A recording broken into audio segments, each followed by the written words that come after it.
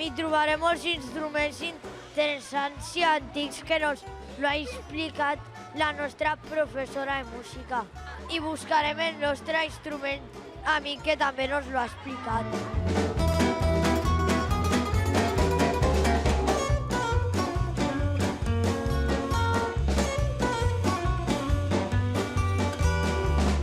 Cada equip haurà de trobar el seu instrument, però ho farem per ordre. I us aniré dient, doncs el primer instrument que anem a trobar és la flauta. Què farem? Doncs l'equip de la flauta haurà de trobar a veure on està aquesta flauta. Quan l'hagi trobat, m'haurà de dir com una pregunta secreta. M'haurà de contestar a veure de quina família creieu que pot ser aquest instrument.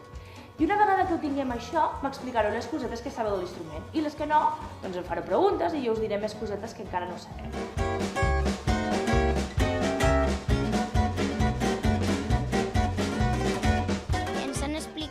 Que anaríem a veure uns instruments, ens ha donat la silueta i després, quan trobàvem el nostre instrument, ens donava l'altre. Estoy aprendiendo muchas cosas y soy el grupo de las guitarras.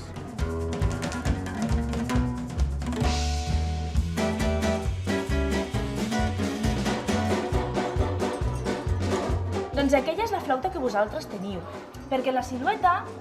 Per què ho sabies? Perquè la silueta no es veu que és de color negre. Com ho saps? Hi ha una pista, eh? La forma. Sí, i us fixeu que hi ha com uns trossets que surten? Sí. Aquestes són les claus. Me han explicado un montón de cosas. Hay muchos grupos del piano, de la flauta. El piano que ens han preguntat que és de corda, de bufar... Llavors anirem per aquí mirant les cordes però amb les mans al darrere per no tocar res, ¿vale? I així podrem veure com és per dintre. I farem una rodana així i sortirem per l'altre costat. Us sembla bé?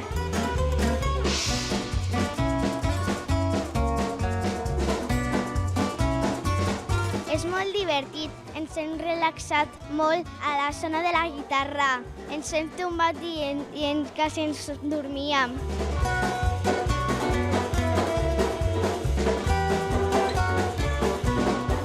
Agut? És quan parlem unes notes que són molt agudes? No? Però quan parlem així? I greu és quan parlem unes notes molt més baixes, molt més greus.